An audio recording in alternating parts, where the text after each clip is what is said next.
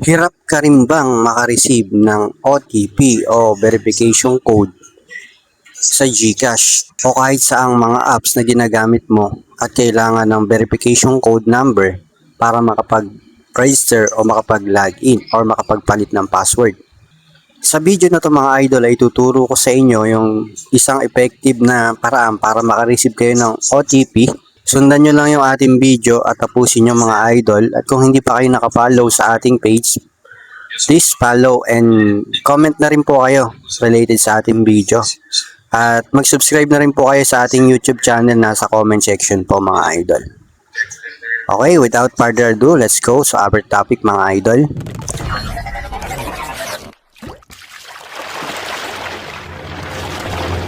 So, hindi kayo makareceive.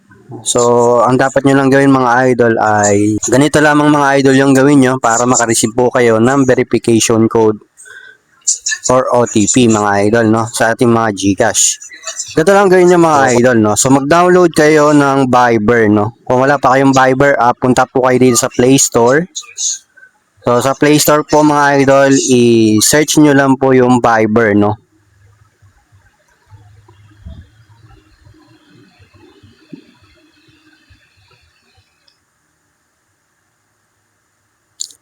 Then dito mga idol, click nyo lang yung download kung hindi pa naka-download yung Viber app na ito sa inyong mobile phone na ginagamit, no.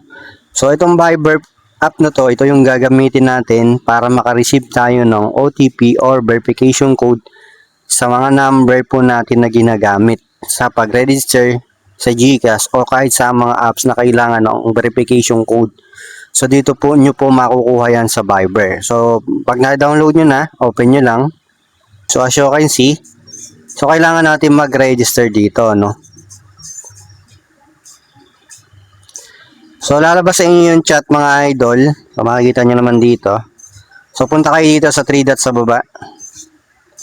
So as you can see mga idol, naka-register na yung ating account dito. So kailangan nyo lang mga idol kung ano yung number na ginagamit nyo sa isang apps or sa GCash mga idol.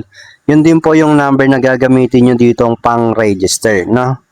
Para po mag-send sa inyo ng OTP sa GCash para mailagay nyo po yung verification code sa inyong mga GCash, no? Then kapag nakapag-register na nga kayo dito kay Viber, punta kayo sa chat. Then pag nasa chat na kayo, punta kayo dito sa business inbox mga idol, no? Dito nyo makikita yung OTP nyo sa number na register nyo sa GCash. Kung hindi kayo binibigyan ni GCash ng OTP, dito nyo makikuha mga idol. So as you can see, makikita nyo dito yung mga OTP natin, no. Hindi pa rin gumana mga idol sa Viber, no. So punta kayo sa GCash, no. Long press nyo lang, then dito sa baba, click nyo yung nasa taas na to. Then dito mga idol, makikita natin yung pinaka-settings ni GCash. Punta kayo dito sa storage, click nyo na yan. Then clear nyo lang mga idol yung data nya.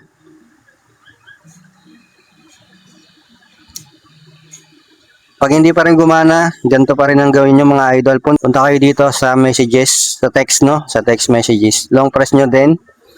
Then ganun din, kung ano ginawa nyo sa inyong GCash ay clear data nyo pa rin mga idol. Pero I sure naman nagagana yon sa inyong Viber mga idol. Kasi sinubukan ko na yan at subok ko na. Na-try ko na dito sa Viber. Gumana talaga siya sa akin. Okay? So, huwag mo muna i-scroll guys. So, meron ako sa inyo isi-share na application na kung saan pwede nyong pagkakita ng extra income mga idol, no? So, pwede nyong gamitin siya ng inyong mga GCash. So, kung paano kakikita sa application na to ay sundan nyo yung aking video para malaman nyo mga idol. So, una mga idol, so kailangan i-click nyo yung link na nasa comment section nito para ma-download nyo itong Aurora Game application.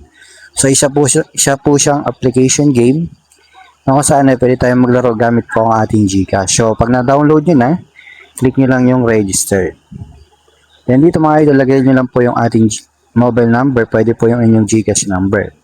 So gawa po kayo ng password. Then sa verification code naman, kung ano yung nasa loob ng white, yun po isusulat natin dito. Sa referral ID naman mga idol, Once na-click nyo yung link, automatic meron na po yan. Then after nyo ma-fill out yung mga information, confirm nyo lang para makapag-login na kayo. Then ito na mga idol, nakapag-login na tayo. So, pag nag-login tayo mga idol, may free spin tayo na kung saan pwede tayong manalo ng 1 peso up to 10 pesos. So, i-claim lang po natin yan. So, mapupunta na yan sa balance natin. So, ang bawat coins po dyan ay katumbas ng piso. Ang isang coins ay 1 peso sa GCash.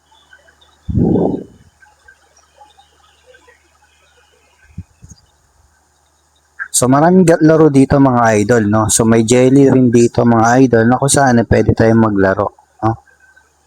Okay, may slot machine din dito mga idol, may feature rin siya. So may super ace din dito mga idol, makikita natin, no? Kung lalaro kayo ng Tongits Go, pwede rin kayo maglaro dito. May Tongits po dyan, may poker at kung iba, ano pang laro. So maraming laro dito mga idol, explore nyo na lang pag maglalaro kayo. So punta kayo dito sa wallet kapag bibili kayo ng coins. So dito mga idol, pwede kayong bumili ng 100 up to 5,000 pesos. So pili lang kayo kung magkano yung bibili nyo gamit yung inyong GCash or Maya. Nanalo naman kayo mga idol, pwede na kayo sa withdraw. Click nyo lang yung amount na withdraw nyo, so make sure mag-iwan lagi kayo ng 50 pesos balance.